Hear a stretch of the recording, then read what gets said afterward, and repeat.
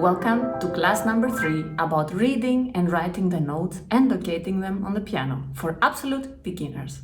If you haven't watched class 2, make sure you watch that one before coming to class 3. Today we will learn how to localize the notes C and F on the piano with a little trick. Also, we'll learn about the middle octave of the piano and some more things. Today, I'm going to give you some really fun homeworks to do, and also there is a bonus extra super fun exercise, so stay tuned. Let's go to the piano. How to find C and F? When you go to the piano, you see there are black and white keys, and there are groups all over the piano of 2 black keys and 3 black keys, and 2 and 3. We discussed about this in our previous videos. Now, when you find 2 black keys and you drop a little bit to the left, that's a C. How to find the next one? It's not here, but it's here.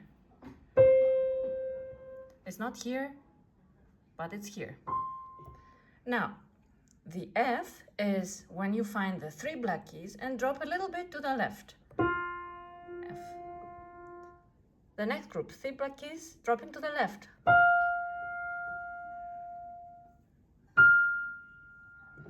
That way, we go C, F,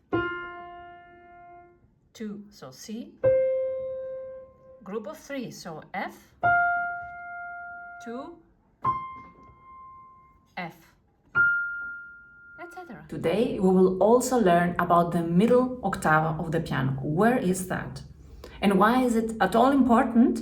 It is because when we start learning writing the notes, and for most of the piano pieces of the beginner level, we work with this octave, and specifically we work starting with a middle C. So we really need to know where that is. Each acoustic piano, and some electric ones too, they have a golden or silver branding somewhere in the middle. There is the middle octave. It's gonna be in the middle of your piano. In every piano there is a brand written somewhere there, so it's like right here, coming closer, is my middle octave, here.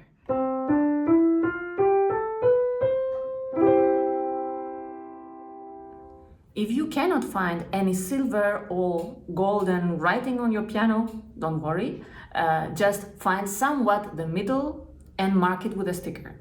I'll show you where to place that sticker. And you need to keep it there for like a month or so, because we're gonna need it for the rest of our classes. But important, after a month, you'll have to remove the sticker and trust that you know where the middle C is. That's the middle octave. And then we have 2 black keys, so that's the C. And there's where our sticker will be. Let's start with homework. In this class, there's gonna be a lot more homework, but it's gonna be a lot more fun too. So follow through, do your homework, do them every day, keep being committed into this if you want to master the basics.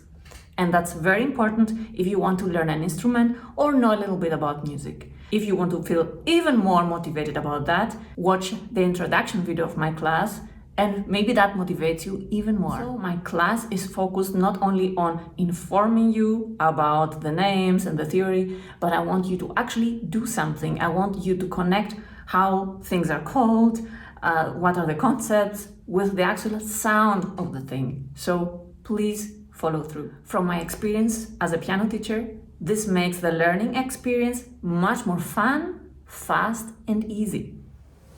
And this is an example for your homework. I'll be playing all C's on the piano, then all F's on the piano, from lowest to highest or vice versa, and then mixing up C, F, C, F. So I'm starting with my left hand, C,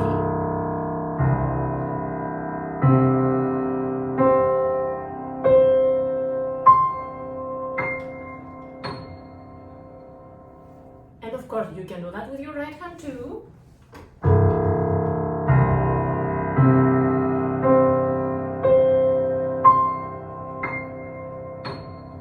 Or you can mix them up too. It's a good exercise.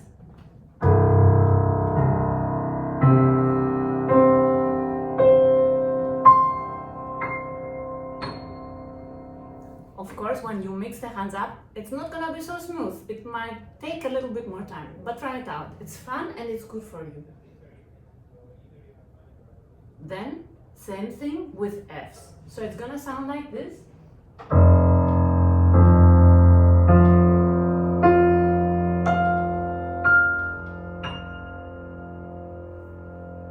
Or with the other hand only, and then mixing them up, again, as I showed you before. And now mixing C and F.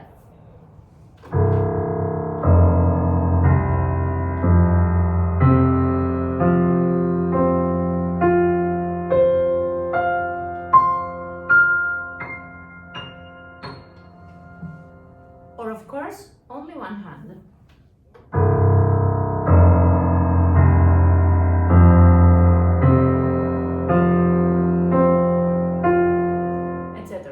Until high up. And of course, you might start with a tempo that's really slow, like this.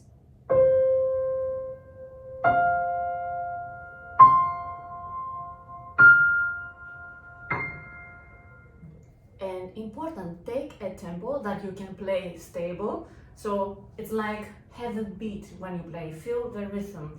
I mean like bum and bum and bum, or bum and bum, bum. But keep it stable. When one works with this exercise, when they're playing one note, the eyes are jumping right away to the next one. For instance, what my eyes are doing, let's say I'm playing all the C's of the piano. I'm gonna play now at the higher area. When I play this one, my eyes are already here. Make a little tiny composition out of black keys. It doesn't matter where you press. It's fun to play with black keys. It always sounds good. So just pick like 3 or 4 notes and make a little composition, and then ask your kid to do after you their own tiny composition as well. This is an example about your little composition with 3 or 4 black keys. And it doesn't have to be that they have to be all in one area of the piano or in separate ones. You choose just whatever you want to do. Let's say I pick these ones because they are close to each other and I'm gonna try it out. So,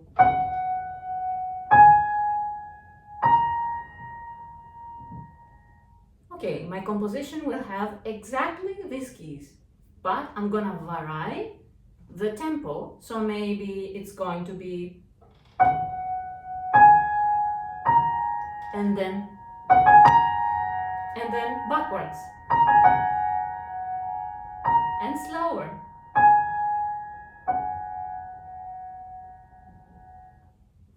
Maybe I want to do another composition and use both my hands and start like here, have 2 keys here and 3 keys here. Okay, so I'm slow. I pick, let's say, those.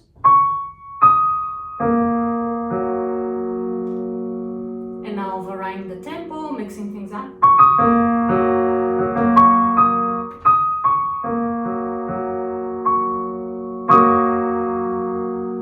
Play them together,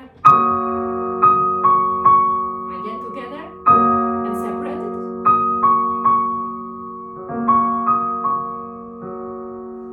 So have fun with this exercise and also play with your kid with that one. Tell them to be responsible for one key and then you take the other 2. Let's say they play this and you take this 2. So they have to press only this one in different combinations when it's their turn or just whenever they want.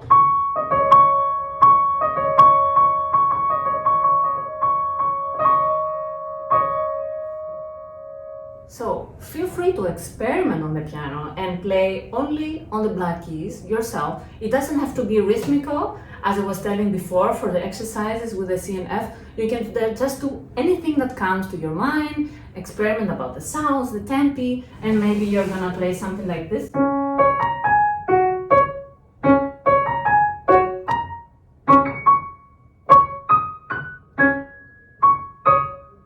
Now it sounds a little different. Just listen.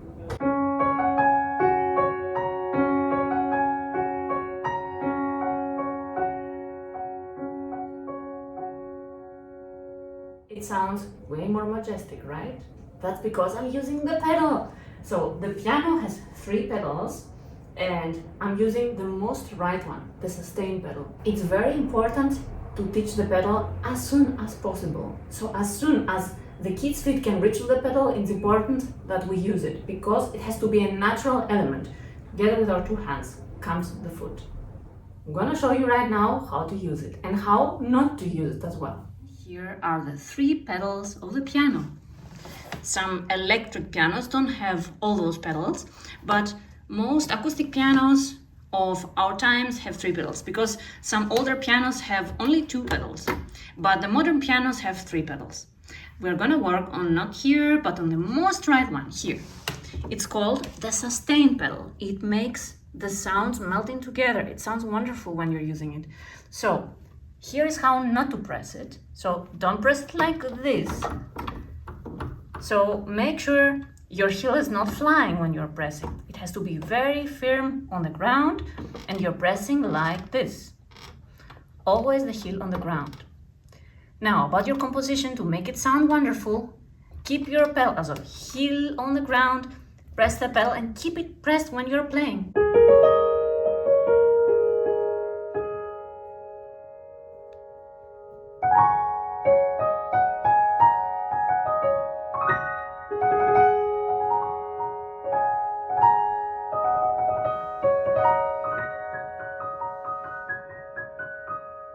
I keep it pressed, you see?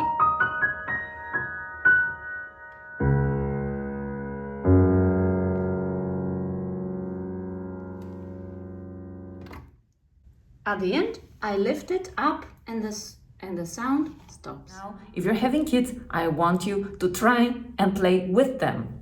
It doesn't matter if they get it for now, it's just a little introduction. Every little input for them is valuable.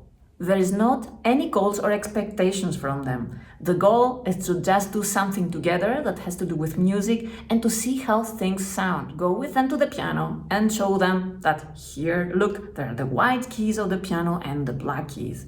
And also show them that there's a family of 2 black keys being right there together, and then there are 3, and there are 2, and then there are 3. After you showed them, just ask them, hey, can you show me where is the family of the 2 black keys? And once they've done that, ask them, hey, can you tell me where are the family of the 3 black keys? And if they can't find it, that's enough. Just noticing there are black and white keys and they are somehow looking differently on the keyboard, that's also enough. It's much more likely for a kid to do something on the piano after their parent has done it because they feel safe and trust around them. No expectation, no pressure. If they don't want to do it, that's also completely fine. And last activity with your kid, go to the piano and play the sequence of the 7 notes from the deepest sounds of the piano to the highest. Keep playing it, or do a little break in between. You can skip one loop and go to the next one and ask your kid, hey, what do you think? Do you like more the low sounds? Do you like more the high sounds? What does this sound like? Sometimes they come with very fun explanations about that. Also ask them, do you have any favorite note already? Or almost favorite? And it might not be only one, it could be many. And now let's go on the piano to show you the extra bonus, super fun exercise for everyone. For kids it's a little hard because they cannot reach the pedals, but maybe you can press the pedal for them and they can play around. As I told you before, whenever you play on the black keys, only black keys, it always harmonizes very nicely. Just press the pedal down, keep it pressed all the time, put your heel on the ground, important. Play around on the black keys, as I'm gonna show you right now.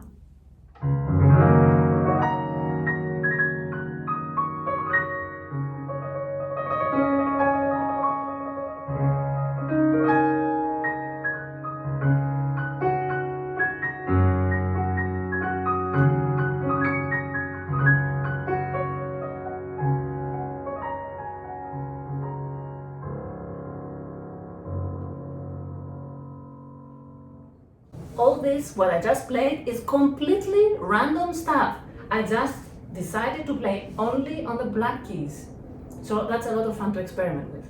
If you like this video and it was fun, subscribe to my channel, like, and hit the bell button so that you can be notified for the next class. See you in the next class!